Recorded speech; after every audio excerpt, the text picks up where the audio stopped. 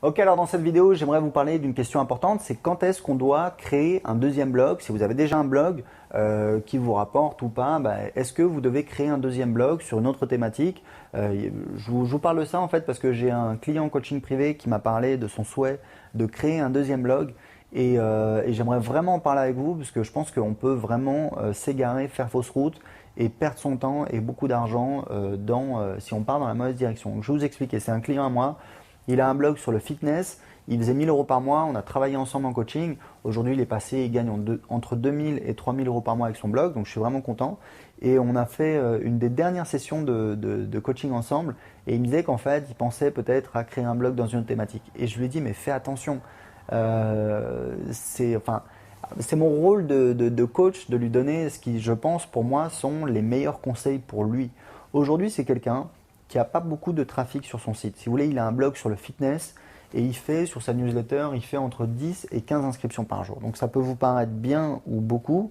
Je pense que objectivement, c'est vraiment pas énorme. Surtout pour quelqu'un qui va lâcher son boulot et qui va vivre de son blog, qui va faire que travailler sur son blog. Pourquoi? Parce qu'en fait, le fitness, c'est comment se muscler, comment perdre du poids, comment être en forme, comment etc., etc. Donc si vous voulez, c'est vraiment un marché de masse. Si on était sur la culture des oignons à l'intérieur, la culture des tomates sur son balcon, ce qui attire aussi pas mal de personnes, c'est déjà un marché, je pense, plus petit. Le truc, c'est que la plupart des gens, on a tous des kilos en trop, ou alors on aimerait être plus musclé, ou alors en meilleure forme, avoir un meilleur teint, etc., etc. Donc c'est vraiment, vraiment un marché de masse. Donc c'est pour ça qu'objectivement, entre 10 et 15 inscriptions par jour sur sa newsletter, c'est vraiment, vraiment pas énorme. Et en fait, je lui ai dit, voilà, si tu vas créer un deuxième site, un deuxième blog, un blog, ça demande une inertie au départ, ça demande vraiment du boulot. Il faut essayer de le faire connaître.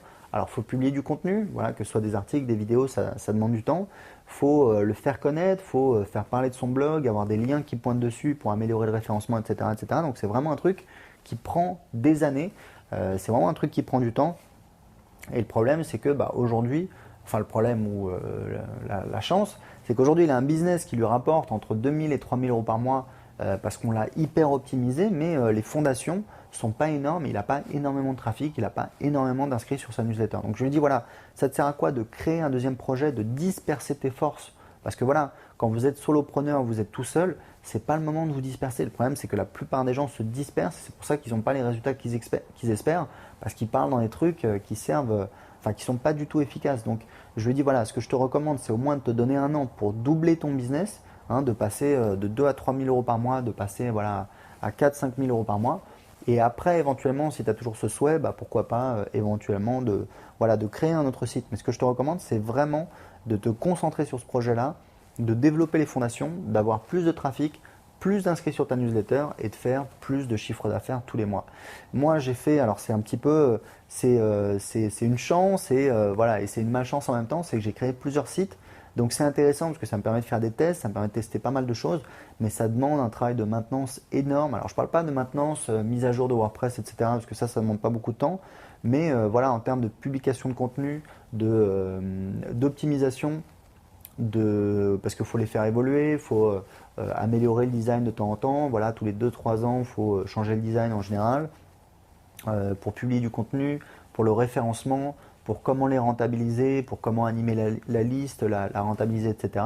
Ça demande vraiment du boulot et si vous voulez, c'est une chance pour moi et c'est une malchance. C'est une chance parce que ça me permet de tester pas mal de choses et puis voilà, d'apprendre et de progresser. Et c'est une malchance parce que clairement, je me disperse et j'en suis conscient. Donc moi aujourd'hui, j'ai un volume, un chiffre d'affaires qui me permet d'avoir une équipe, de m'organiser, etc. Mais même comme ça, c'est pas forcément toujours très commode, c'est pas forcément le meilleur choix. Mais si vous êtes tout seul, je vous déconseille fortement de créer un deuxième site. À la limite, si vous voulez lancer un deuxième produit, vous créez en fait une deuxième liste, vous envoyez un email à votre liste, vous créez juste une page de capture. Inutile de créer un site entier, vous créez juste une page de capture. Vous envoyez les gens de votre liste sur votre page de capture, vous leur dites voilà, moi je vous parlais un petit peu de comment faire pousser les tomates dans votre balcon. J'ai une autre passion, c'est, je sais pas moi, qu'est-ce que ça pourrait être? Ça peut être les randonnées. Si vous êtes intéressé pour recevoir mes conseils sur la randonnée, inscrivez-vous ici. Et puis vous allez pouvoir récupérer les gens qui sont sur votre liste et puis après communiquer pour envoyer les gens sur votre page de capture, mais je vous déconseille fortement de créer un deuxième blog. Je vous recommande vraiment de vous concentrer sur votre premier projet, de faire en sorte de l'amener à un niveau qui soit vraiment plus que satisfaisant, qui à la limite peut vous permettre d'investir pour déléguer et de commencer à envisager de créer un deuxième business, mais vraiment dans un premier temps. C'est vraiment important de se concentrer dessus et puis surtout de se concentrer sur les choses les plus importantes, les choses qui offrent le plus de rentabilité et de ne pas perdre son temps sur des actions qui ne sont pas forcément très très rentables. Voilà, écoutez, j'espère que je vous ai évité de faire l'erreur de créer un deuxième blog trop tôt. Je vous recommande de vous concentrer sur votre business et de le développer jusqu'à arriver un petit peu à ce point de rupture où vous pouvez commencer à déléguer, vous pouvez commencer à investir, etc., où c'est plus facile pour vous avant de lancer un deuxième projet. Voilà, écoutez, j'ai un petit cadeau pour vous. J'ai créé une liste de 32 thématiques rentables pour créer votre business sur Internet.